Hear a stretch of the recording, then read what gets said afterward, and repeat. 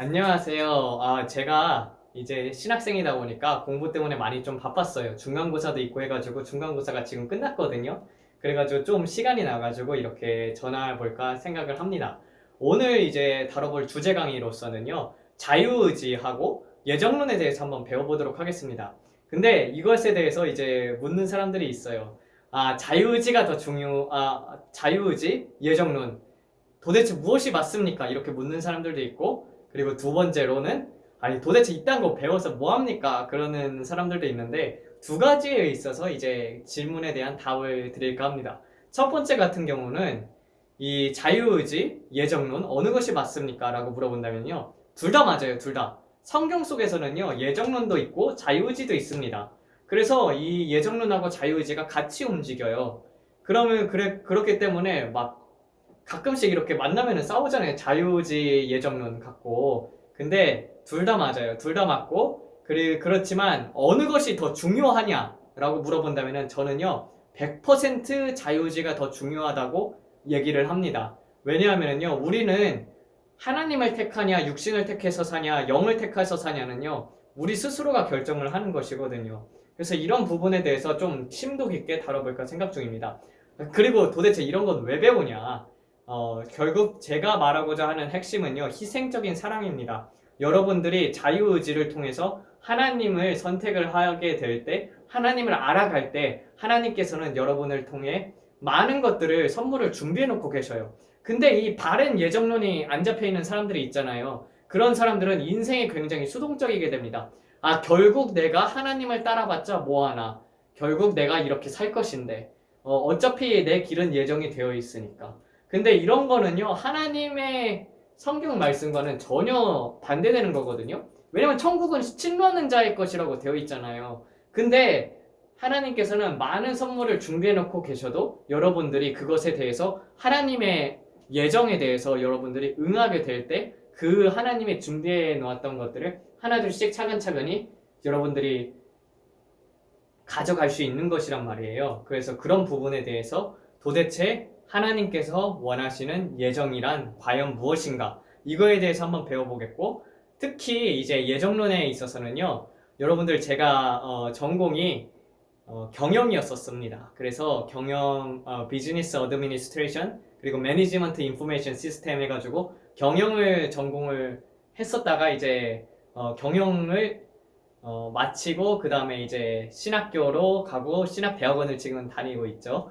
근데 거기에 있어서 이 경제를 배우게 되면은요, 마크로 이코노믹 그리고 마이크로 이코노믹이라고 해가지고 거시경제, 미시경제를 배우게 되어 있어요. 마찬가지로 과학을 배울 때도 마이크로 바이올로지 그리고 마크로 바이올로지 그렇게 해가지고 미크로 바이올로지 마크로 그래가지고 이제 마크로구나. 그래서 이제 거시 생물학, 미시 생물학 이렇게 배우는 거죠. 그런 것처럼 이 예정에 있어서도 저는 큰 틀이 있고 그 다음에 이제 작은 틀이 있습니다.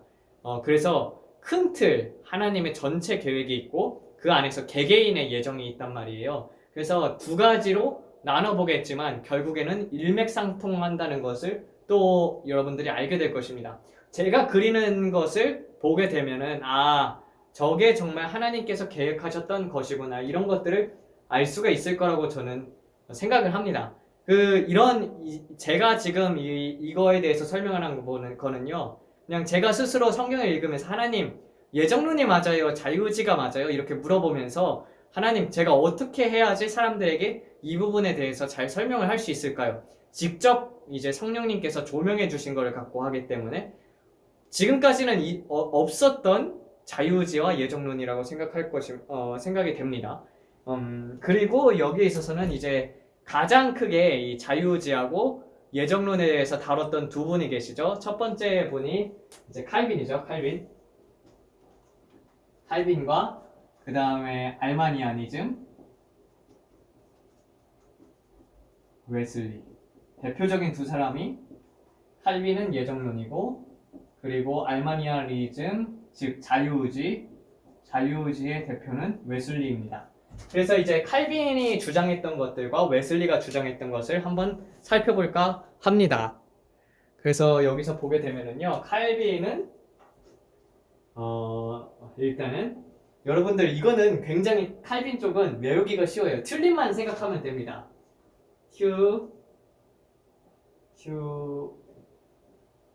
튤립. 튤립을 영어로 쓰시면 돼요. 첫 글자씩만 쓰면 되거든요. 그래서 total depravity. 이게 무엇이냐면 인간의 전적인 타락.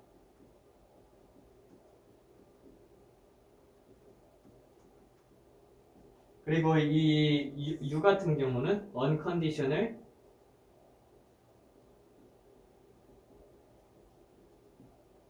election. 그리고 요 L 같은 경우는 limited atonement. 그리고 I 같은 경우는요, resistive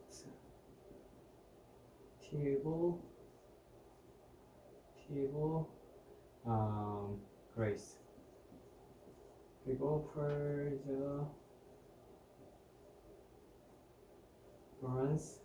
of saint. 이거는 이제 무조건적인 선택. 이거는 택한 사람들을 위해서만 제사를 드렸다, 희생을 드렸다 그 뜻이고요. 그리고 irresistible grace는 저항할 수 없는 은혜. 그리고 perseverant saints 같은 경우는 성도의 견인이라고 합니다. 웨슬리에는 여기에 대해서 어떻게 설명을 했냐면요, deprivation, 이런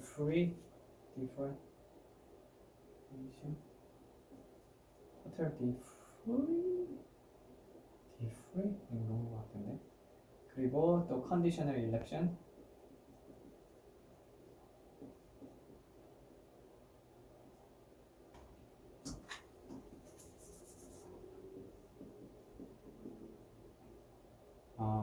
unlimited atonement. 제가 이거 다 설명을 드릴게요. 잠깐만요. list of grace. 그 다음에 assurance and security.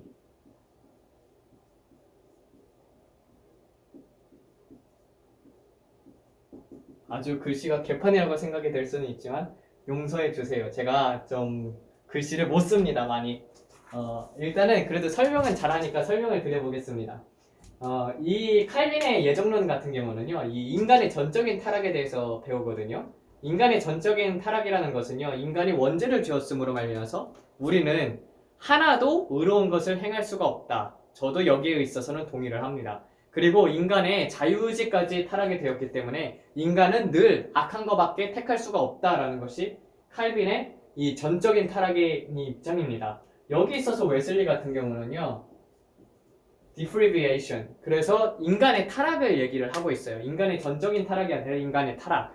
이게 뭐가 틀리냐면요, 인간은 타락을 했다. 우리가 아담과 이브가 죄를 지음으로 말미암아서 오리지널 신, 원죄가 우리에게 들어왔기 때문에 인간은 타락을 했지만, 그렇지만 하나님의 은혜로 말미암아서 인간의 자유의지가 회복이 되고 그 자유의지로 하나님을 택해서 의롭게 될 수가 있다. 이것이 웨슬리의 입장입니다. 그래서 내가 하나님의 것을 택해가지고 의롭게 될 수 있다는 것이 이 웨슬리의 입장이고, 그리고 칼빈의 입장은 인간의 자유의지까지 전적으로 타락을 했기 때문에 그래서 인간은 선을 행할 수 없고 선을 택할 수가 없다라는 것이 이 칼빈의 입장입니다. 그리고 칼빈은요, unconditional election이라고 했어요. unconditional election. 그러니까 무조건적인 선택이에요. 조건이 없이 하나님께서 사람들을 택하신다. 구원을 받을 사람들은 정해져 있고, 그리고 그 사람들은 하나님께서 그냥 아무 조건도 보지 않고 택하신다라고 보는 것이 이 무조건적인 선택입니다. 웨슬리 같은 경우는 컨디셔널 일렉션이에요. 여기에 있어서 이 컨디셔널 일렉션은 조건적인 선택입니다. 여기에서 웨슬리가 주장하는 것은요, 모든 사람은, 그러니까 이 unconditional election은요, 구원받을 사람은 정해져 있다는 것이 이 칼빈의 입장이고, 여기서는요, 인간은 모두 구원을 받도록 하나님께서 창조를 하셨지만 컨디셔널 일렉션, 하나님께서 부를 때 응답하는 사람만이 구원을 받는다라는 것이 이제 컨디셔널 그러니까 하나님이 부를 때 내가 자유의지로 하나님을 택하는 자들이 받는다, 구원을 받는다. 이것이 이제 웨슬리의 입장입니다. 그래서 칼빈 같은 경우는요, limited atonement라고 되어 있죠. 여기에 있어서 limited atonement라고 한 이유가 무엇이냐면 이 택한 사람들을 위해서 예수님께서 피를 흘렸다. 자기 백성들만을 택하시고 그리고 다른 사람들, 세상 모든 사람들을 위해서는 피를 흘리지 않으셨다. 오직 그리스도인을 위해서만 피를 흘렸다라는 것이 칼빈의 입장입니다. 근데 웨슬리는요, 이거는 진짜 성경적으로 봐도요, 이거 웨슬리가 맞아요. unlimited atonement거든요. 이 unlimited라는 것은 무제한적인 대속. 이 대속은 여기 있는 칼빈의 대속은 오직 택한 자들만을 위해서 예수님께서 피 흘리신 거고, 아니다, 예수님께서는 모든 사람을 위해서 피를 흘리셨다라고 되어 있습니다. 12장 32절. 12장 32절을 보게 되면은 이런 말씀이 있습니다. 예수님께서 십자가에 달리셨잖아요. 근데 이렇게 말씀을 하셨었어요. 예수님께서 12장 30절부터 보겠습니다. 예수께서 대답하여 이르시되 이 소리가 난 것은 아니다. 29절부터 보겠습니다. 곁에 서서 들은 무리들은 천둥이 울었다 하고 하며 또 어떤 이들은 천사가 그에게 말하였다고도 하니 예수께서 대답하여 이르시되 이 소리가 난 것은 나를 위한 것이 아니요 너희를 위한 것이니라. 이제 이 세상에 대한 심판이 이르렀으니 이 세상의 임금이 쫓겨나리라. 내가 땅에서 들리면 모든 사람을 내게로 이끌겠노라 하시니 이렇게 말씀하시면 자기가 어떠한 죽음으로 죽을 것을 보이심이라. 여기 분명히 되어 있어요. 모든 사람을 내게로 이끈다고 되어 있죠. 즉 무엇입니까? 모든 사람을 내게로 이끌겠다는 것은 여기가 훨씬 더 맞는 것이죠. unlimited atonement. 즉 하나님께서는 제한 없이 모든 사람들을 위해서 피 흘리셨던 것이지 단순히 그리스도인들만을 위해서 피를 흘리신 것은 아니에요. 그리고 여기서 보게 되면은 이거는 저항할 수 없는 은혜라고 되어 있거든요. 하나님께서 어떤 사람을 택하실 때 은혜를 부어주시면은 그 은혜를 인간은 저항을 할 수가 없다. 그렇기 때문에 구원을 받게 된다. 이게 저항할 수 없는 은혜라는 것이고요. 이 웨슬리의 입장 같은 경우는요, 특히 우리가 하나님의 은혜를 받아도 그 은혜를 거부하여서 구원을 거부할 수 있다. 왜냐하면 자유의지가 있기 때문에 내가 하나님을 택할 것인지 아니면 내가 그냥 이대로 살 것인지는 인간이 결정할 수가 있는 것이다. 그래서 그 하나님의 은혜를 부어주어도 그것을 거부를 할 수가 있다는 것입니다. 이 Perseverance of Saint 같은 경우는 이게 성도의 견인이라고 해가지고 가장 문제가 되는 한 번 구원은 영원한 구원이라는 것이죠.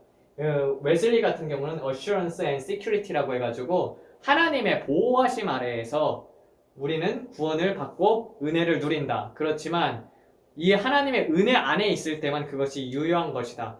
그 은혜는 우리의 믿음과 연관이 된다. 하나님 앞에서 얼마나 믿음 생활을 하고 있는가에 따라서 우리의 구원의 여부가 결정이 된다. 내가 하나님 안에 있을 때 구원을 얻는다. 이게 웨슬리의 입장입니다. 제가 여기서 이제 보는 것은 이건 예정하고는 상관이 없지만 이게 이제 가장 큰 틀이거든요. 그래서 이렇게 보기 때문에 저는 여기서 전부 다 이제 제 입장을 보게 되면은요, 저는 아예 알마니아니즘이에요. 저는 이 칼빈을 아주 싫어하는 사람 중에 한 명입니다. 근데 이제 한번 볼까요? 이제 두 가지로 보게 되는데, 이 칼빈주의에 있어서 제가 아는 사람들과 그리고 이 자유의지에 대해서 좀 이제 제가 만났던 사람들을 보겠습니다.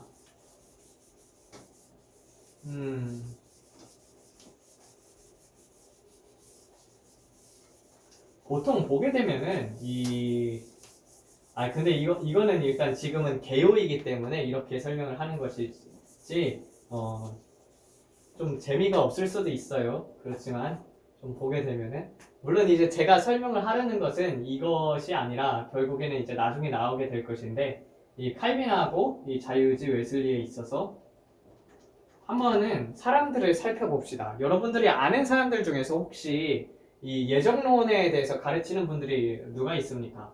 장로교 목사님들이 대부분 그렇죠. 그리고 우리나라 대부분이 이 칼빈주의입니다. 신학자 대부분. 물론 제가 들어봤던 설교들 중에서 이 예정론을 가르치는 사람들 중에서 이 예정론을 믿는 사람들 중에서 훌륭하신 분이 있어요. 황용현 목사입니다. 황용현 목사.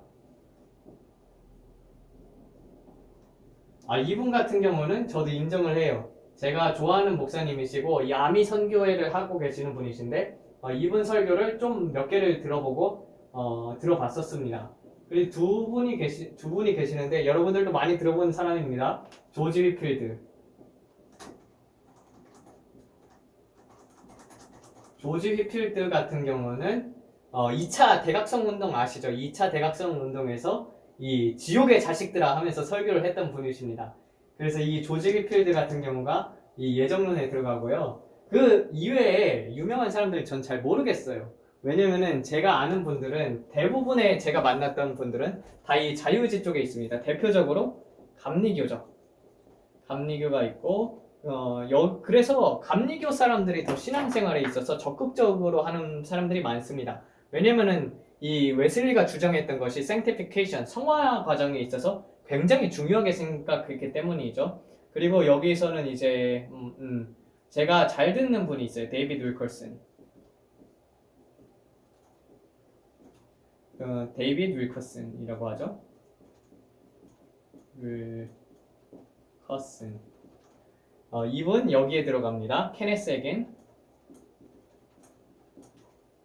제가 데이비드 윌커슨 목사님의 설교를 굉장히 많이 들었었어요. 굉장히 저랑 복음을 전하는 스타일도 비슷해요. 밖에 나가서 전하게 되면은 데이비드 윌커슨 목사님처럼 그렇게 그런 이제 3분 메시지, 5분 메시지 같은 경우는 그렇게 짧게 데이비드 윌커슨 목사님처럼 성령님께서 전하는 것들이 있습니다. 그 케네스 에겐 목사님, 그리고 또 이제 서사람 목사님도 여기에 들어가시는 것 같아요. 목사님.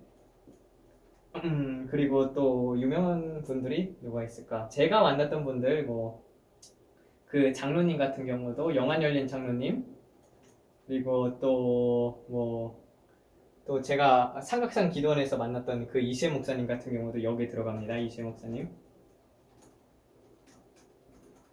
그리고 이 자유의지에 있어서 웨슬리 같은 경우도 그렇고 이렇게 있습니다. 이렇게 보면은 제가 많은 목사님들 알지를 못해요. 그래서 이렇게 볼 수가 있는데 물론 그 목사님들에 대해서 이렇게 얘기를 하면은 알 수가 있습니다. 그래서 이런 분들이 있죠. 그리고 또 박보영 목사님 같은 경우도 제가 볼 때는 감리교로 알고 있습니다. 자유의지를 근데 여기서 이제 보게 되면은요, 물론 이 두 분 같은 경우는 많은 영적인 열매를 맺었어요. 황영현 목사님이라든지 조지 휘필드 같은 경우는 많은 사람들을 구원을 했었죠. 근데 특별히 이제 칼빈을 보자고요. 칼빈을 보게 되면은 이 사람은 구원에 이르게 하는 설교는 많이 하지 않았던 것 같아요. 그래서 이분의 이 맺힌 열매들을 보면은 굉장히 안 좋습니다. 반면에 웨슬리 같은 경우는 맺힌 열매가 아주 좋았었죠. 돌아다니면서 말 타면서 복음을 전했었고 사람들이 돌을 던졌음에도 불구하고 돌을 만지면서 감사합니다 하나님, 그리고 하나님을 영광을 위해서 복음을 외쳤던 자이고 그를 통해서 정말 수많은 사람들의 구원을 받고 또 예수님을 영접을 하셨었습니다. 영접을 했었죠. 그래서 이런 것들을 보게 되면은요, 크게 이 예정론이냐 자유의지냐가 중요한 게 아니라 얼마나 하나님 앞에서 겸손하고 그리고 정말 내가 원하는 것이 무엇인가 거기에 있어서 그게 더 중요한 것 같아요. 내가 자유의지로 무엇을 택하느냐 그리고 얼마나 많은 열매를 맺느냐 이것이 중요한 것이지 이 자유의지냐 예정론이냐 이런 것보다는 훨씬 더 중요한 것입니다. 그것이. 그렇지만 이제 자유의지가 얼마나 중요한지에 대해서 한번 보도록 하겠습니다. 일단은 왜 이 성경에 대해서 우리가 알아야 할 것이 무엇이면 시대적 배경이 있어요. 시대적 배경이 예수님께서 있었던 배경이 로마 시대입니다.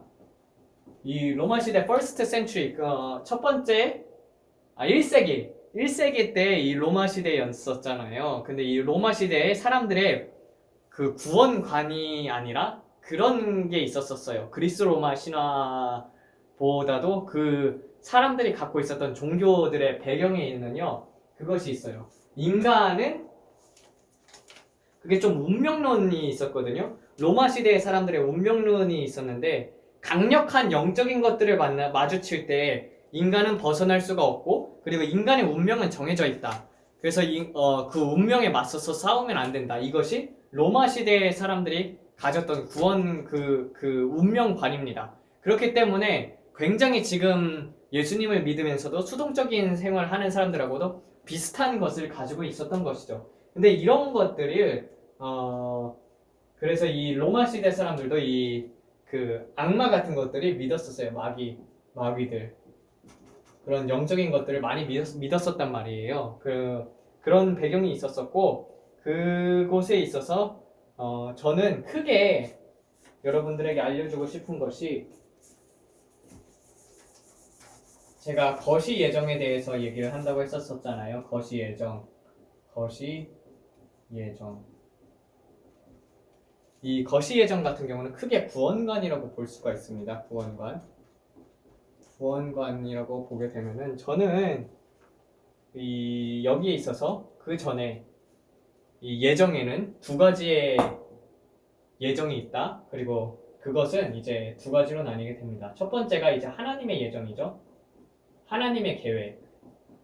인간도 마찬가지고, 그리고 사탄도 마찬가지입니다. 사탄의 계획. 크게 이 두 가지 틀 안에서 움직이게 됩니다. 이 하나님의 계획 같은 경우는 여러분들이 예수님을 믿고 하나님 앞에서 바른 신앙을 살다 보면은요, 이 계획들은 숨겨진 것들이 있습니다. 여러분들을 향해서 숨겨진 것들이 드러나게 되는 것이고, 이 사탄의 계획은요, 여러분들이 하나님의 말씀대로 살지 않을 때 사탄의 계획을 따르게 됩니다. 이 사탄의 계획에 있어서 가장 대표적인 것들이 무엇이 있습니까? 타로하고 사주죠. 제가 사주를 공부를 했었던 사람이에요. 근데 이 사주 같은 경우는요, 정말 100% 맞습니다. 세상 사람들에게는. 예수님을 믿는 즉시 이 사주에서 벗어나게 되어 있어요.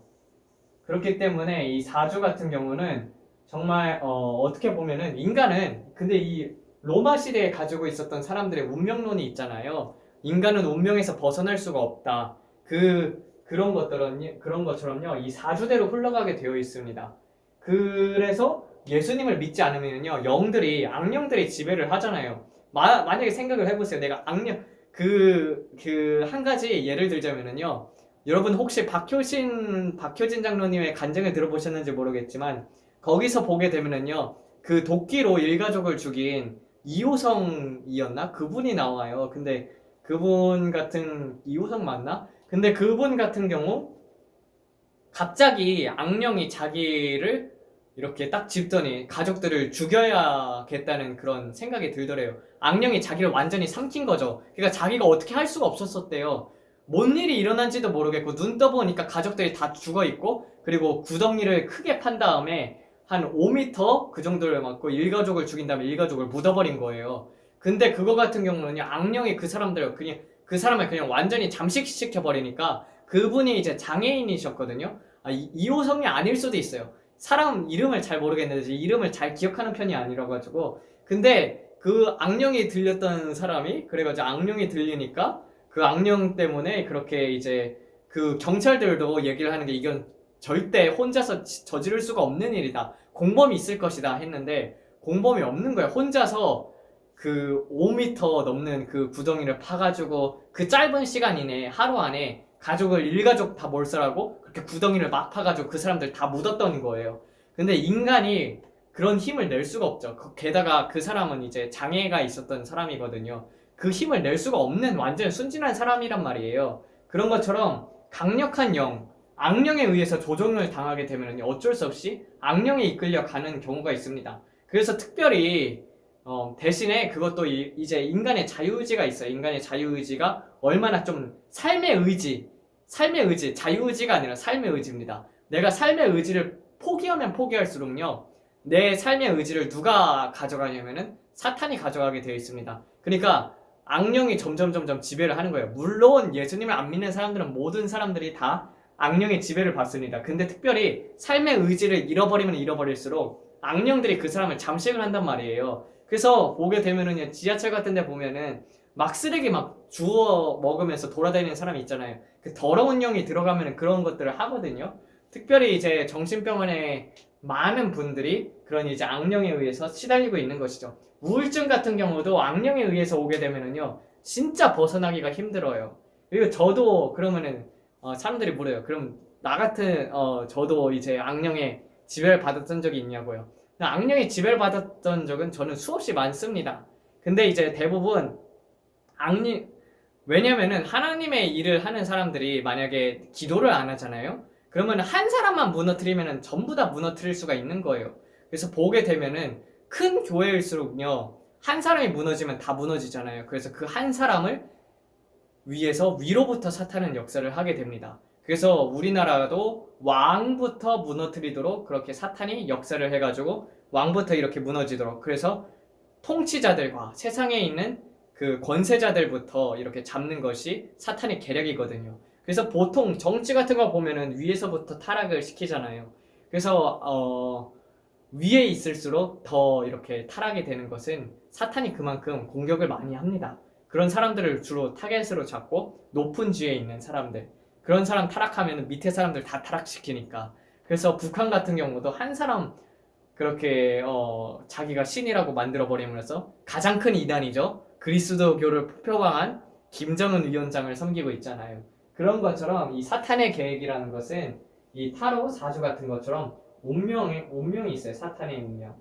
그러니까 내가 하나님을 따르지 않게 되면은요, 여기에 있어서 살아갈 수밖에 없습니다. 근데 사탄이 오는 목적이 뭐라고 배웠습니까, 여러분? 성경이 말하고 있어요. 도둑질하고 강도질하며, 그리고 결국 죽이러 오잖아요. 죽여서 멸망. 하나님의 계획은 무엇입니까? 영생입니다. 영생. 특별히 이것만 알면은요, 아, 정말 내가 이 하나님의 계획에 따라서 살아야겠구나, 이것을 알 수가 있어요. 반대로 한번 이제 생각을 해보겠습니다. 많은 사람들이 그렇게 생각을 해요. 하나님께서 타락할 것을 알지 않았냐, 뭐 처음서부터. 근데 우리는요, 거기 아담과 이브로부터까지 올라가 봐야 합니다. 근데 거기서 보게 되면은요, 하나님께서 내리셨던 명령이 있어요. 동산에 있는 모든 나무는 내가 먹을 수 나무 열매는 내가 먹을 수 있대. 저 딱 하나만, 그 선악과만을 먹지 말라고 되어 있었잖아요. Knowledge of good and evil. 선악과만 먹지 말라고 되어 있었는데 그 선악과를 먹었잖아요. 그것을 먹지 말라고 했는데. 그러니까 인간은 자유의지로 하나님의 명령을 택할지 아니면은 사탄의 명령을 택할지, 이거는 처음서부터 자유의지에 따라서 달려 있었던 거예요. 그 전에는 이제 인간은 정말 하나님의 형상으로 창조되었기 때문에 그러니까 자유의지만 빼고는 전부 다 이제 하나님의 형상을 닮았었잖아요. 얼마나 선한 존재였었겠습니까? 근데 이 선악과를 먹음으로 말미암아서 타락이 들어오게 된 것이죠. 그래서 유혹을 해가지고 타락이 들어옴으로 말미암아서 그 육신의 그 원죄가 내려오게 되었었죠. 그래서 모든 사람은 죄의 종이 되었었습니다. 근데 여기 택함에 있어서는요, 택함이 있다라는 것을 볼 수밖에 없는 이유가 무엇이냐면요, 물론 예정이라는 것이 어느 정도 존재를 합니다. 여러분들 생각을 해보세요. 여러분들이 한국에 태어나고 싶어서 한국에 태어났습니까? 그런 것들 변할 수가 없잖아요. 여러분의 외모 요새는 이제 성형외과 때문에 바꿀 수 있지만, 근데 여러분의 외모 같은 경우도 정해져 있고, 그리고 근데 외모가 정해져 있다라고 해도 내가 얼마나 갖고 있냐에 따라서 바꿀 수가 있죠. 어떻게 보면은 이런 것도 예정 안에서 자유의지라고 생각을 합니다. 마찬가지로 내 키가 어느 정도 클까지는 정해져 있지만 내가 어떻게 먹냐에 따라서도 키가 정해지잖아요. 내가 정말 많이 먹으면 막 175 막 그렇게 해도 될 수 있었었는데 많이 안 먹으니까 이렇게 키가 작은 거 아닙니까? 그런 것처럼 자유의지로 내가 무엇을 택하느냐에 따라서 내 몸도 변화를 하듯이 큰 틀은 어떻게든지 그 큰 틀은 정해져 있습니다. 그리고 그 큰 틀은요, 성령이죠. 성령은 변하지가 않다는 거예요. 네, 제가 한 가지 깨닫게 된 게 있다면은요, 이 인간은요, 모두 다 천국에 구원 가도록 예정이 되어 있었습니다. 하나님께서 원하셨던 것은 인간하고 같이 살았길 원하셨던 것이고, 한 사람도 성경에 나와 있잖아요. 하나님의 마음이 한 사람도 멸망하지 않고 회개하여서 영생에 이르도록 하는 것이 이제 하나님의 마음이라고 그렇게 되어 있잖아요. 디모데전서 2장 한번 가보겠습니다. 하나님은 모든 사람이 구원을 받으며 진리를 아는 데에 이르기를 원하느니라 라고 되어 있던 것처럼요. 하나님은 모든 사람들이 구원을 받길 원하시는 분이십니다. 그런 분이시기 때문에 그런 거죠. 근데 택함을 받을 수밖에 그걸 한번 봅시다. 제가 지금 그려볼 것은요. 모든 것의 구원관이 되는 것이고, 그리고 이 구원관 같은 경우는 하나의 거대한 나무를 생각을 해보겠습니다. 예수님이 미랄이라고 생각을 하는 거예요. 여러분 보세요. 하나님께서는 아담과 이브가 타락을 했었지만 그 당시에는요 모든 사람들이 하나님을 알았었죠. 왜냐면 아담하고 이브밖에 없잖아요. 근데 애를 낳았어요. 아담하고 이브가 애를 낳고 에벨하고 가인이 있고, 그리고 그 자식들도 아이를 낳았는데 셋을 낳았을 때 이제 그때부터 이제 하나님의 이름을 불리었다고 되어 있었잖아요. 그 가인이 에벨을 죽인 이후에 그 다음에 이제 동침을 해가지고 낳게 되죠. 그래서 그거를 이제 보게 되면은 여기 나와 있습니다. 창세기 5장에서 보게 되면은요, 아담은 130세에 여기 있구나. 아담은 130세에 자기의 모양 곧 자기의 형상과 같은 아들을 낳아 이름을 셋이라 하였고, 아담은 셋을 낳은 후 800년을 지내며 자녀들을 낳았고 그는 930세를 살고 죽었더라. 여기 되어 있는데 여기 있구나. 4장 25절 26절을 보게 되면은요, 아담이 자기 아내와 동침하며 그가 아들을 낳아 그 이름을 셋이라 하였으니 이는 하나님이 내가 가인이 죽인 아벨 대신에 다른 씨를 주셨다 함이며, 셋도 아들을 낳고 그 이름을 에노스라 하였으니며 그때 사람들이 비로소 여호와의 이름을 불렀더라 라고 되어 있던 것처럼, 이 당시 사람들 별로 없었죠. 셋하고 그 가인하고 그 아벨, 그리고 가인의 자식들하고 그리고 셋의 자식들, 아담 셋의 자식들, 그 정도밖에 없었으니까 다 하나님을 알잖아요. 노아 할아버지 때까지만 해도 다 알았을 거란 말이에요. 인류가 뭐 한 60억 70억 된다고 해도 그 당시에 왜 모든 사람이 하나님을 알 수밖에 없었냐면요, 그래서 여기서는 그 당시에는 모든 사람들이 하나님을 알았었던 이유가 무엇이냐면은 아담과 이브가 살아있었어요. 얼마나 살았습니까? 아담이 막 800년 막 900년 막 그렇게 살잖아요. 한번 볼까요, 성경? 보면은 여러분 이걸 잘 생각을 해봐야 해요. 아담은 930세에 죽었습니다. 930세.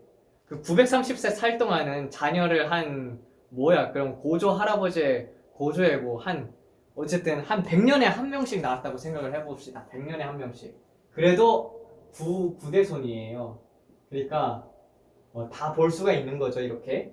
그런 것처럼 그 당시에는요 모든 사람들이 다 하나님을 알았었습니다. 노아 때까지. 노아가 몇 대손이지? 아담, 셋, 에노스. 한번 봅시다. 5장을 보게 되면은요, 자, 아담, 셋, 에노스, 게난, 마할랄렐, 야렛, 그 다음에 에노, 무드셀라, 그 다음에 이제 라메, 노아. 그렇게 많지는 않은 아마 아담이 죽었을 수도 있겠구나. 이거는 나중에 한번 창세기 계보를 보면서 한번 살펴보겠습니다. 여기에 잘 정리한 자료가 있기 때문에 지금은 기억이 나질 않네요. 그런 걸 이제 보게 되면은요, 아담이 얘기를 했었을 거 아닙니까?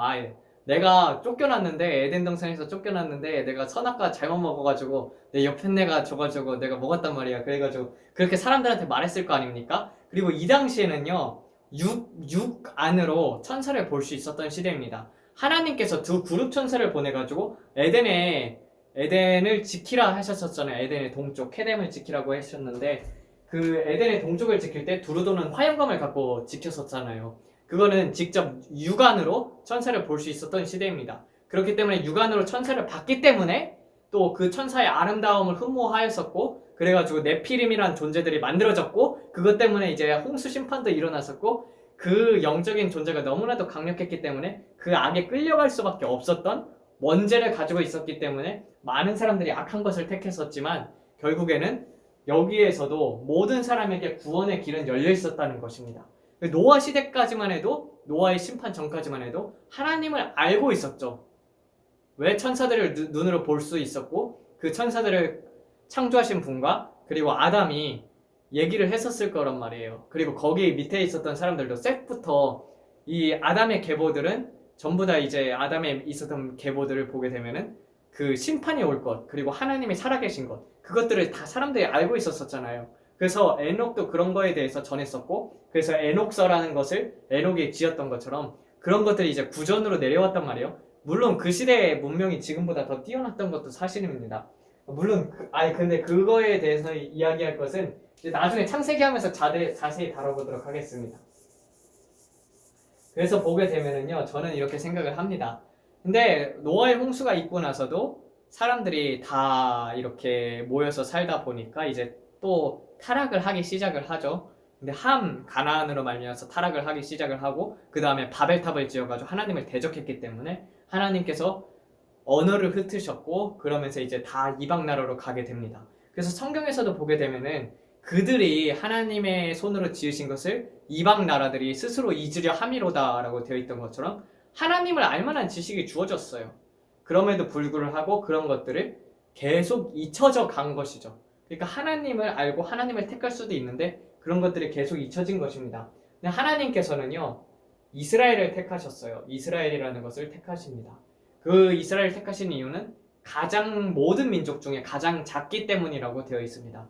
그래서 가장 작은 민족을 택한 거예요. 왜냐면 큰 민족들을 택하는 것보다 가장 작은 민족을 택해가지고 가장 작은 민족이 하나님의 기적을 맛보고 커지는 것을 보게 되면은 많은 사람들이 하나님을 알게 되지 않을까라고 되었던 거죠. 그래서 하나님은 거룩한 제사장의 나라 이스라엘을 택하게 됩니다. 근데 이스라엘을 택했을 때 여러분들 이스라엘에서 하나님께서 명하신 것이 무엇이었습니까? 가나안의 7족속을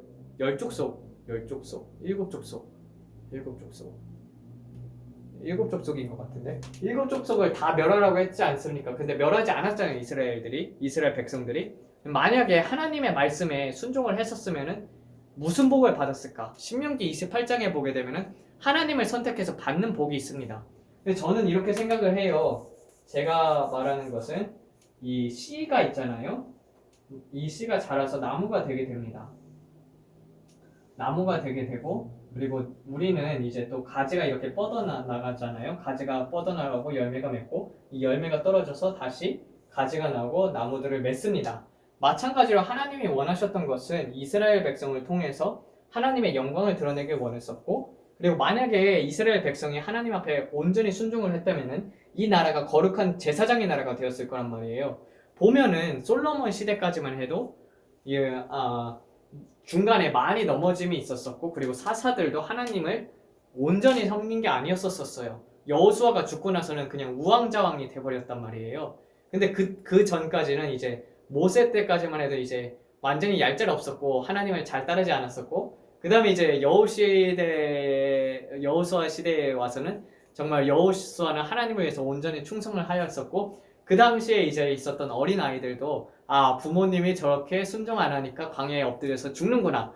우리는 저런 걸 보면서 하나님 따라서 살아야겠다. 그래가지고 온전히 순종을 해가지고 가나안의 이 족속들을 다 점령을 했단 말이에요.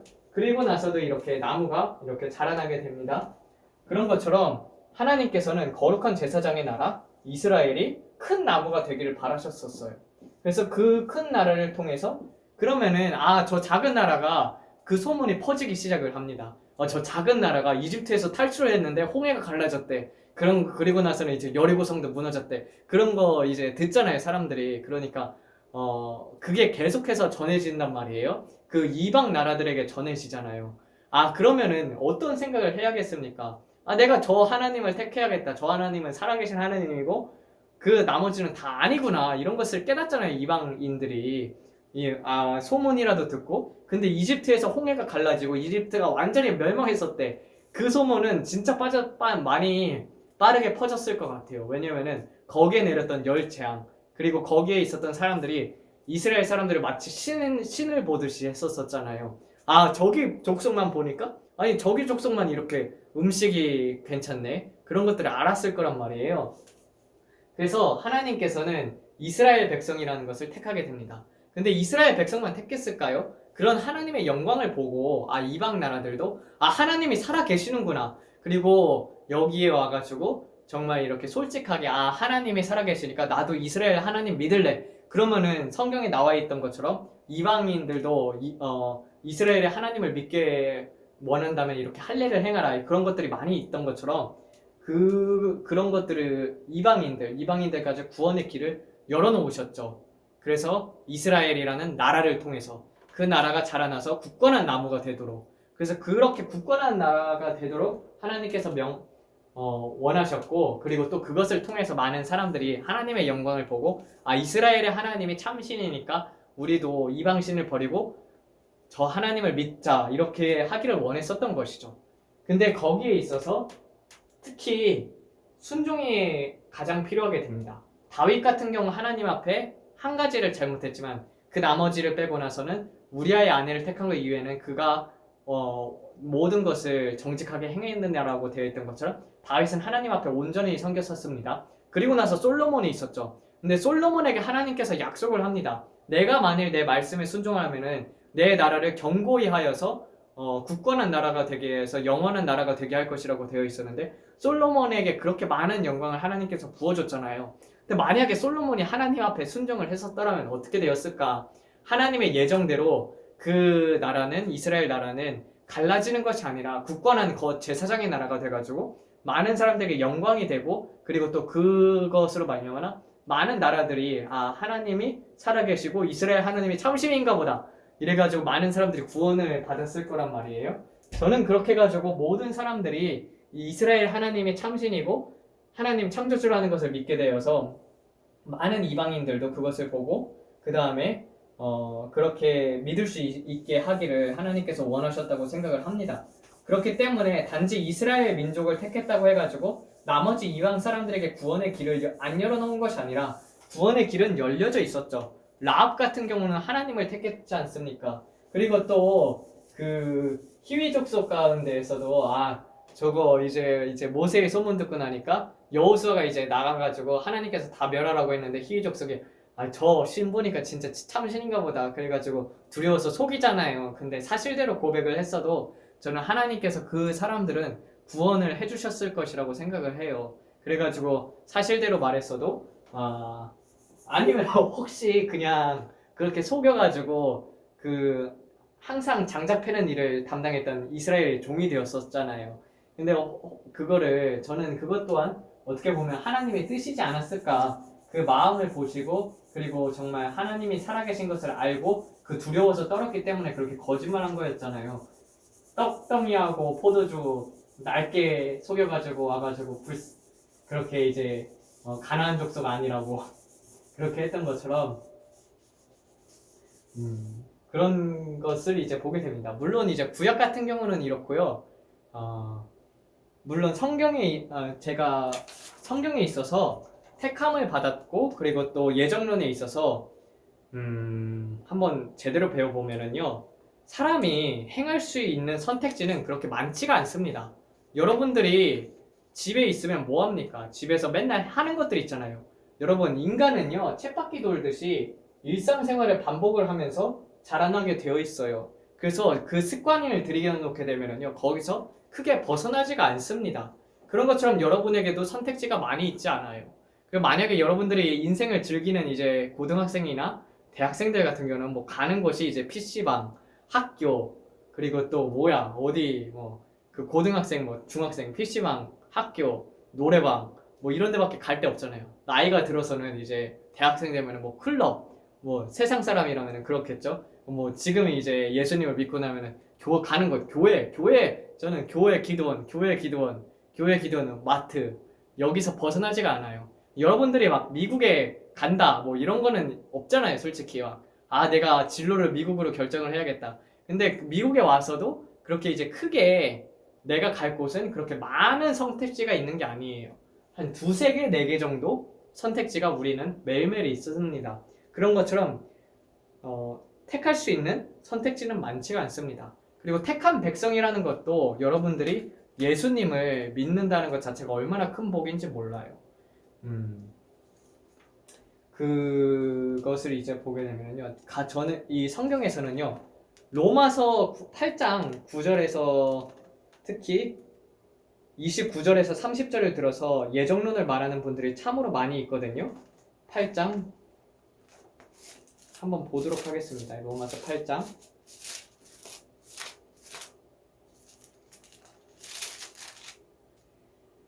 28절에서 30절 우리가 알거니와 하나님을 사랑하는 자 곧 그의 뜻대로 부르심을 입은 자들에게는 모든 것이 합력하여 선을 이루느니라. 하나님이 미리 아신 자들을 또한 그의 아들의 형상을 본받게 하기 위하여 미리 정하셨으니 이는 그로 많은 형제 중에서 맏아들이 되게 하려 하심이니라.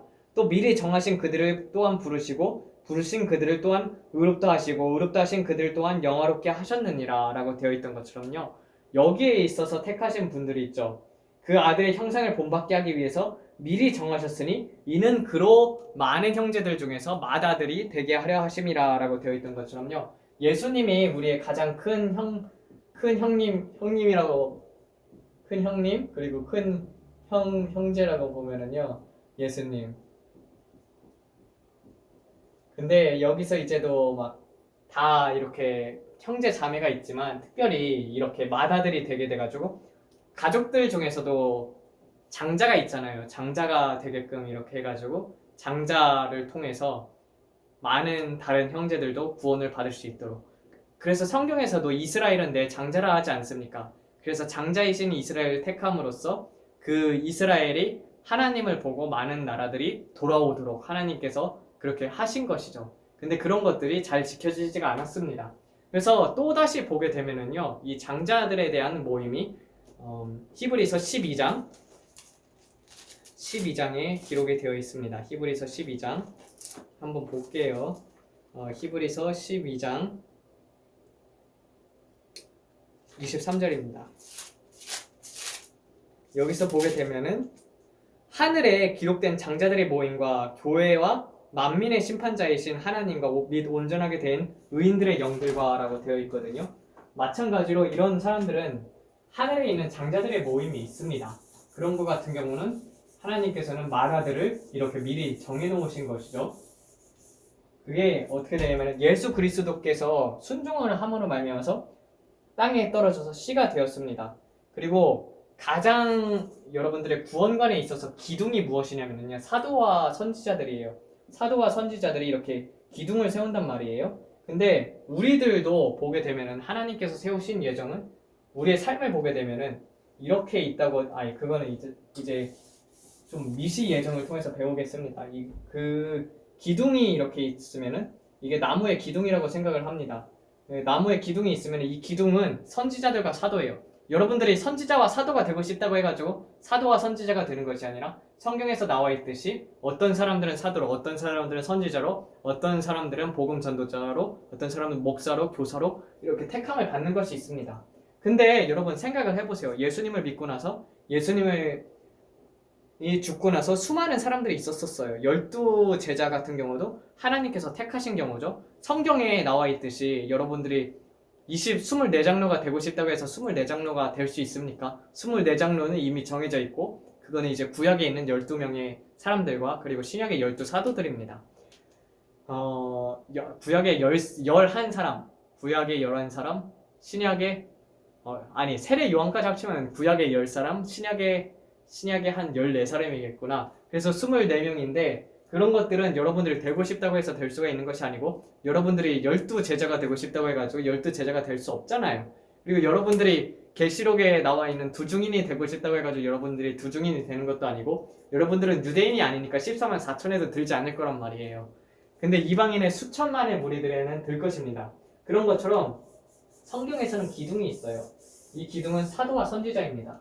한번 그런 생각 안 해보셨습니까? 예수님께서 말씀하셨던 로마서에서 보게 되면은요, 한 사람으로 말미암아서 죄가 들어왔다, 한 사람이 불순종함으로써 죄가 모든 사람들에게 들어왔던 것처럼 예수님께서 한 사람으로 둘째 아담이 로 말미암아서 순종함으로써 하나님 앞에 순종함으로써 많은 사람들이 의인이 되었다라고 되어 있잖아요. 그런 것처럼 성경에서 가장 중요시 여기는 것이 무엇입니까? 한 알의 밀알이 되어서 땅에 떨어지면 많은 열매를 맺느니라라고 되어 있어요.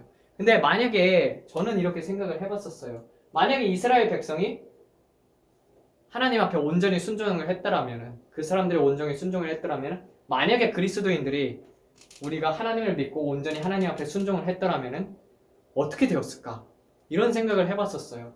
여러분들 페이스북 같은 걸 하잖아요. 페이스북 같은 걸 하게 되면은 두 사람 건너뛰면은요, 전 세계 사람들과 다 다 이렇게 메시지를 주고 받을 수 있다고 해요. 그러니까 전 세계 어디 있더라도 두 사람의 친구 맺고 또 친구를 이렇게 건너뛰면은요, 두세 사람만 건너뛰면은 모든 사람들하고 연락을 할 수가 있다고 되어 있습니다. 그런 것처럼 우리가 사도와 선지자가 가장 큰 틀이기는 해요. 근데 만약에 여러분들이 예수님을 믿고 나서 정말 내가 예수님을 믿고 나서는 내가 내 뜻대로 살지 않고 하나님의 뜻대로 살아야겠다. 그리고 여러분들이 만나는 사람들이 있잖아요. 만나는 사람들을 위해서 날마다 기도를 하는 거예요. 그러면은 이 사도와 선지자가 기둥이라고 해도 이 사람들을 통해서 복음이 번져나가기 시작을 합니다. 번져나가는데 사도와 선지자들은 기둥이기 때문에 그만큼 번져나가는 속도가 빠르죠. 근데 많은 사람들이 다 또 믿었잖아요. 믿고 나서 하나님 앞에 순종을 하고 내 뜻대로 살지 말고 남은 시간들 내 시간을 쓰지 말고 하나님을 위해서 살아야겠다. 그러면은요, 그 사람들도 복음 전하고 막 그랬으면은요, 하늘의 미랄이 돼서 땅에 떨어졌더라면은요, 이 가지가 계속 뻗었을 거란 말이에요. 이 가지가 뻗고 열매가 맺고 그 열매가 죽고 그리고 또 거기서 열매가 나고, 그래서 이 나무가 큰 나무가 정말 어마하게 큰 나무가 사도와 선지자로부터 된 나무로부터 열매가 떨어지고, 그리고 그 열매가 떨어져서 또 수많은 나무들이 생기겠죠. 그래서 이 사도와 선지자들이 순종한 것처럼 여러분 한 사람이 정말 하나님 앞에 온전히 순종을 했었더라면 여러분의 삶을 돌아보세요. 후회되는 삶들이 많죠. 저도 그래요. 근데 그 시간들을 내가 하나님 앞에 온전히 할애를 했더라면, 성경에서는 그런 말씀이 있습니다. 에스겔서에서 보게 되면은요, 핏값을 내가 외쳐서 그 사람들이 만약에 그 죄를 돌이켜 회개를 하면은 그 핏값을 내 손에서 찾지 않을 것이나, 내가 만약에 외치지 않는다면은 그 핏값을 내 손에서 찾으리라고 되어 있던 것처럼, 여러분들 그리스도인은요, 주위에 있는 사람들이 있잖아요. 주위에 있는 사람들 위해서 기도를 하고, 그리고 정말 하나님이 원하시는 것은 정말 헌신적인 그 사랑이잖아요. 우리가 그 큰 은혜를 받았으면 우리가 그 큰 은혜를 갚아야 하는 거잖아요. 나도 예수님처럼 하나의 미랄이 되어가지고 정말 그 사랑을 사람들한테 전해야겠다. 그러면은요, 예수님께서 내 안에 거하기 시작을 합니다. 예수님의 말씀을 지키는 자라야 사랑을 한다고 되어 있잖아요. 나를 사랑하는 자는 나의 말씀을 지키리니라고 되어 있던 거예요. 나도 그를 사랑하여 그에게 나를 나타내리라라고 되어 있던 것처럼, 만약에 니골라 같은 경우도 배신을 하지 않고 다 성령을 받았지만 그 성령 받은 사람들이 하나님 말씀 앞에 순종을 했더라면은요, 그러면은 저는요, 전 세계가 구원을 받았을 거라고 생각을 해요. 왜냐면은 솔직히 이스라엘로부터 시작이 됩니다. 이스라엘로부터 시작이 돼서 이스라엘에서 시작이 돼요. 복음의 씨앗은 예수님이 나는 인자가 온 것은 이스라엘 백성이 잃은 양을 위해서 온 것이라고 되어 있던 것처럼, 마태복음에서는 그렇게 얘기를 하는 것처럼, 예수님의 오신 목적 자체는 이스라엘의 잃어버린 양들을 위해서 오셨습니다. 그래서 이스라엘의 잃어버린 양들을 구원하셨고, 그리고 만약에 이 이스라엘의 잃어버린 양들을 통해 가지고 복음이 전파되잖아요. 근데 바리새인들에 대해서 하나님께서 그렇게 성경에서는 이렇게 얘기를 하고 있습니다. 그들이 회개를 하지 않으므로 그들에 대한 하나님의 뜻을 저버리는 도다라고 되어 있어요. 복음이 퍼져요. 복음이 퍼지는데 사람들이 거부를 하죠. 근데 하나님의 뜻이 무엇이었습니까? 하나님의 예정이 무엇이었습니까? 그들이 복음을 듣고 돌이키는 것이 하나님이 원하셨던 것이에요. 그렇기 때문에 이 거시 예정에 있어서도 택함을 받죠. 물론 소수의 사람들이 택함을 받아요. 그래서 택함을 받고 그 사람들은 정말 하나님을 위해서 온전히 일을 하기 시작을 합니다. 그렇지만 그 사람들을 통해서 내가 믿냐 안 믿냐는 내가 정할 수가 있잖아요. 바리새인이어도, 그리고 그 당시 율법 교사여도 저 사람이 말하는 게 진짜 진실 같아. 그리고 천국과 지옥이 있고 내가 하나님의 뜻대로 살지 않았잖아. 내 삶을 돌아보니까. 그러니까 나는 이제부터라도 하나님의 뜻을 따라서 살아야지. 회개에 합당한 열매를 맺는 게 맞는 것 같아. 세례 요한이 하는 말이 맞는 것 같아. 그러면서 만약에 돌이켰더라면은, 그러면은 그 사람들도 구원을 얻었었겠죠. 그렇지 않습니까? 그런데 이제 듣기는 들어도 듣지 못하며 보기는 보아도 보지 못하고 그리고 그 깨닫는 마음이 없었잖아요. 근데 그것을 이제 하나님께서 주시지 아는 것도 있지만 그냥 스스로 이렇게 완악해지게 되면은요, 인간은 양심이 있어요. 양심이 있는데 그것이 점점 완악해지면은요, 하나님께서 그냥 지옥에 가게끔 냅둬 버리십니다. 그래서 양심의 여부가 상당히 중요를 합니다. 근데 그 정말 하나님이 원하셨던 것은 모든 사람들이 회개에 이르는 회개하고 그래서 구원에 이르는 구원하여서 그 진리를 아는 데 이르길 원한다고 되어 있잖아요. 그런 것처럼 그게 이제 하나님의 마음이었단 말이에요. 만약에 정말 모든 그리스도인들이 하나님 앞에 순종을 했더라면은 지금 우리나라는 이러지 않았을 것이고 미국도 이러지 않았을 거예요. 그렇지 않습니까? 그래서 제가 말하는 것은요, 헌신적인 사랑이에요. 헌신적인 사랑. 정말 하나님은 누구를 통해서 일을 하시는가?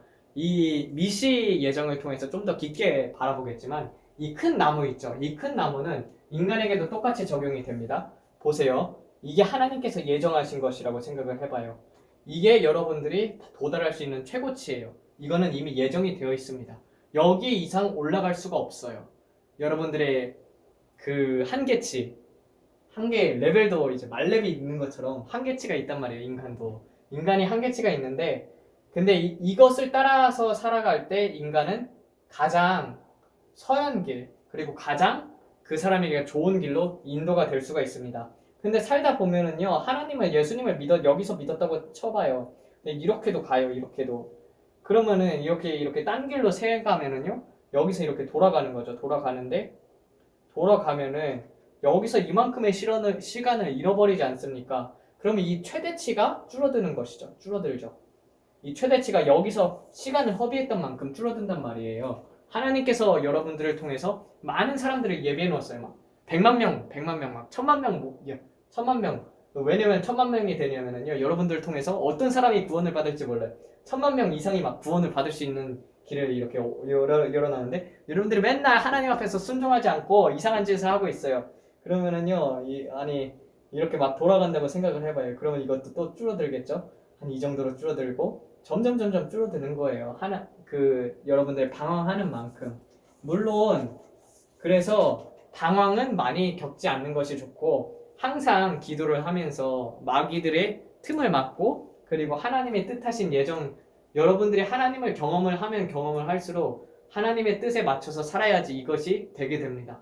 왜냐면은 내 뜻대로 살아가지고 좋은 게 하나도 없어요. 좋은 게 하나도 없고, 그리고 내 뜻대로 살아가지고 이것이 인생 낭비고 영생 낭비구나. 영원한 천국에서 살 건데 거기서 천국이고, 그리고 거기서 내가 영원히 살 것이고, 거기서는 상급이 있는데 이 땅에서 몇백 년 산다고 100년도 못 살잖아요. 근데 그렇게 시간을 낭비하게 되면은 후회를 많이 하죠. 그리스도인들도 참 후회를 많이 하게 됩니다.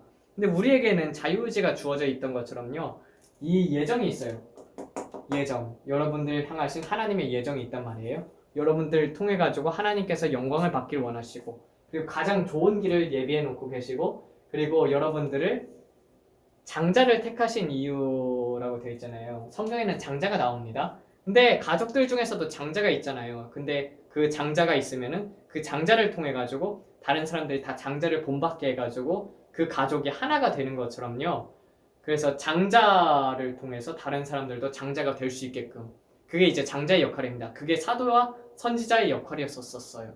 그래서 그 사도와 선지자를 통해서 속사도들이 나오는 것처럼 그 사람들을 통해서 저게 예수님의 형상이구나, 그런 것을 이제 깨닫고, 다 그를 통해서 똑같이 하나님께서는 장자들의 모임이라는 것이 있거든요. 성경은요, 이렇게 피라미드예요. 천국에 가면은 피라미드입니다. 여러분들 이걸 아셔야 해요. 천국은 차등이다. 근데 여기에 있어서 모든 사람에게 제가 말하고 싶은 것은, 모든 사람들은 이제 이 7층 천이 있고 6층 천이 있어요. 천국에는요. 이 7층 천은요 24장로하고 하나님이에요. 이 6층 천에는요 첫째 부활에 참여하는 자 중에서도 왕하고, 그리고 또 순교자들. 이 왕 같은 경우는 산순교자. 그러니까 사랑을 이루는 척도에 따라 가지고 이 계급이 결정이 되는 거거든요. 영혼에 있어서 많이 구원하고 적게 구원하고는 상관이 없습니다. 한 명을 구원하더라도 내가 정말 하나님 앞에서 헌신적인 사람으로 한 사람을 구원했으면 그 사람은 이 육춘천, 천국에 있는 여기 이 육춘천, 가장 좋은 순교자들이 가는 곳, 여기에 머물 수가 있어요. 그런 것처럼 이 여기에 오는 거는요, 모든 사람에게 열려 있습니다. 그래서 웨딩 페스티벌, 그 예수님께서도 많은 사람들을 웨딩에 웨딩을 뭐라고 하지? 결혼에 이렇게 초대를 하잖아요.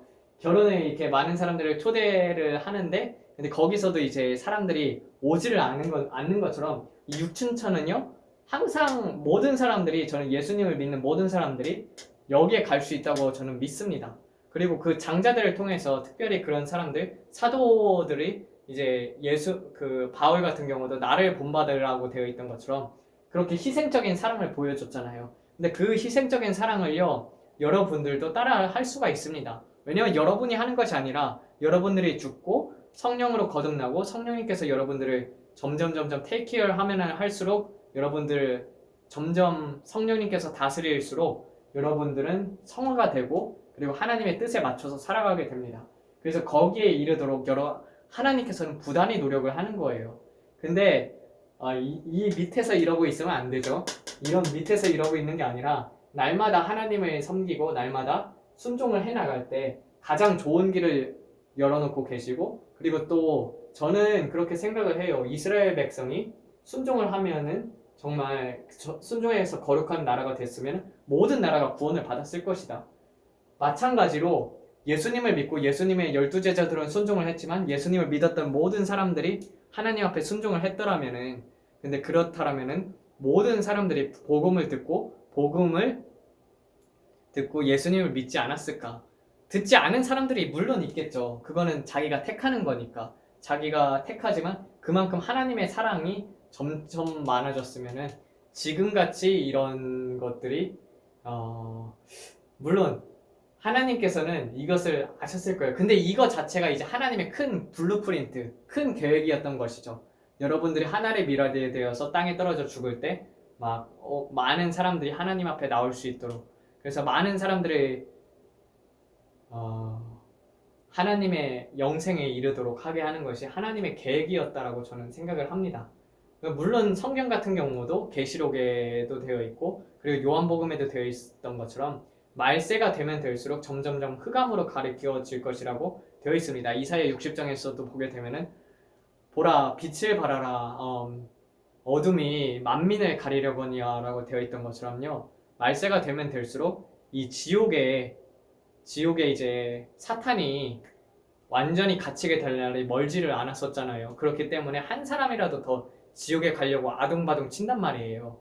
근데 이럴 때일수록 여러분들이 좀 더 거룩하게 살고, 만약에 헌신적으로 사랑을 해가지고 내가 죽어서 많은 열매를 맺는다, 이것을 생각을 하면은 정말 그게 이제 기쁘지 않습니까? 나는 좀 제가 예수님을 믿었을 때 가장 기뻤던 이유가 뭐냐면요, 진짜 짐승처럼 살았었거든요. 삶의 목적도 없이. 내가 생각을 해봐도 그래요. 먹고 자고 그리고 성욕 그리고 내가 원하는 거 하고 그게 이제 끝이었었잖아요. 근데 짐승이죠. 짐승도 막 자기가 원하면 먹고 자기가 원하면 싸고 자기가 원하면 자고. 근데 거기에서 이제 예수님께서는 어떻게 보면은 이 큰 세상 같은 경우는요, 희생으로 살아가는 게 아닌가 싶습니다. 여러분들이 지금까지 올 수 있었던 것도 여러분들의 부모님의 희생이 있었었고 누군가의 기도가 있었을 거라고 생각을 해요. 그래서 그 기도를 통해서 제가 기도를 쉬려고 해도 쉬지 못하는 이유가, 내가 지금 이 시간을 하나님 앞에 드린다면은 또 한 사람이라도 구원을 받을 수 있지 않을까, 이런 기대감이 있거든요. 내가 죽으면은 남이 살잖아. 그걸 이제 생각을 하면은요, 시간을 헛되이 보내는 게 얼마나 큰 죄인지를 이제 깨달을 수가 있죠. 그래서 이 헌신적인 사랑, 제가 가장 예수님을 믿고 가장 아름다웠던 것이 결국에는 이 희생적인 사랑이 모든 사람을 구원에 이르게 하는 가장 핵심 포인트가 아닌가 생각을 해봐요. 십자가에 달린 것처럼 누군가 나를 그렇게 사랑해 준다면은 그러면은 그런 사람이 있으면은 그 사람 옆에 있고 싶잖아요. 근데 저는 그런 목자가 되고 싶거든요. 그래가지고 그 많은 사람들이 그냥 저는 12시간, 24시간이건 이제 교회 문 항상 열어놓고 제자들이 변화될 수 있었던 가장 큰 이유는 예수님께서 그들과 함께 하셨기 때문이다. 그래서 24시간 동안 정말 예수님을 본받고 꼭 기도를 하면서 그래서 그 사람들도 언제든지 교회에 와가지고 힘든 일이 있으면 다 물어보고 그리고 또 기도해달라고 부탁하면 기도해주고 그게 이제 저는 목자라고 생각을 하거든요. 그런 것처럼 결국에는 희생이다. 희생이 하나님께서는 희생을 요구하시는 것이고 그리고 또 그게 어떻게 보면 어려운 길처럼 보이지만요. 굉장히 쉬운 길입니다. 여러분들이 하나님을 택할 때 어떻게 할 수 없는 기쁨이 주어지기를 시작을 하고 그래서 그걸로 말미암아서 더 즐겁게 하는 것 같아요. 내가 하는 게 아니라 하나님께서 그렇게 하게 하십니다. 그래서 그게 아마 가장 큰 기도의 원동력이 되지 않을까 싶어요. 하나님께서 나를 이렇게 사랑하는 것처럼 다른 사람들도 사랑하니까 그런 사람들을 위해서 기도를 해야지. 내가 넘어져 있으면은 이 시간 동안에 한 영혼이라도 죽고 있다. 그리고 또 수많은 사람들도 영혼이 지옥에 가고 있다. 근데 그것이 하나님의 뜻이 아니다. 이건 여러분들도 잘 알지 않습니까?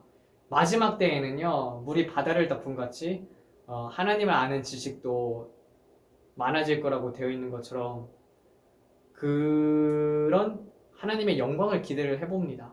그리고 또 이런 예정론 저는 인간이 물론 그래서 자유의지가 있기 때문에 하나님의 이렇게 모든 사람을 위해서 구원의 조건을 열어놓으셨어도 어떤 사람은 듣고 넘기잖아요. 지옥 같은 경우도 지옥이 있습니다. 그러면은 예수 천국 불신 지옥 그거를 들어봤으면은 한 번쯤은 고민해 볼 수도 있잖아요. 근데 그것을 듣고도 그냥 지나치는 경우도 있잖아요.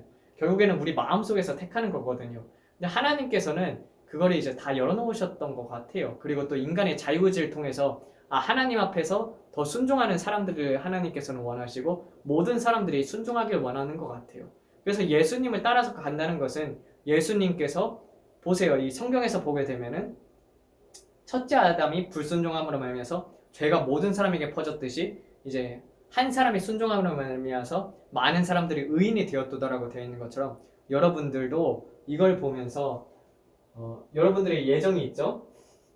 그리고 이게 하나님께서 저는 예정을 해놓으셨던 것이 전부 다 천국 가기를 원해 놓으셨던 블루프린트지만 거기에 있어서 사탄이 개입을 했고 그리고 그런 말미암아서 하나님께서는 물론 인간의 마음을 아시기 때문에 다 알잖아요. 악한 죄질 거. 그러니까 결국에는 그런 것들을 성경에 적어놨기 때문에 마치 천국 갈 사람 따로 정해져 있는 것 같고 지옥 갈 사람 따로 정해져 있는 것 같지만 사실상 우리 스스로가 저는 결정을 한다고 생각을 합니다.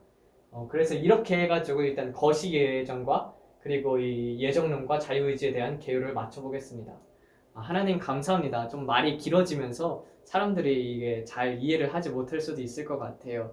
그렇지만 성령님 그 사람들의 마음을 일깨워 주시고 정말 내가 한 사람에 순종하는 사람이 돼가지고 그 순종함으로써 하나님께서 예정하신 가장 좋은 길이 있지 않습니까? 그 예정하신 가장 좋은 길 끝에서 그것을 모두 누리고 전부 다 이제 장자들의 모임에 들 수 있기를 주님 예수님의 이름으로 축원드립니다. 이것을 듣는 사람들이 전부 다 천국에 갈 수 있도록 도와주시옵고 성령으로 거듭나가지고 올바른 삶을 살 수 있도록 도와주시옵고 또한 죄를 미워하고 예수님께서 사랑하시는 그 계명들 그리고 또 예수님께서 지킬 수 있는 그런 힘을 불어넣어 주시옵소서. 성령님께 지정의를 의탁하는 사람들 될 수 있도록 도와주시옵고 날마다 자기 부인을 하고 십자가를 지며 주님을 쫓아서 정말 많은 사람들이 하나님 앞에 의인이 될 수 있기를 기도를 드립니다. 이 모든 말씀 우리 주 예수 그리스도를 받들어 기도드렸습니다. 아멘.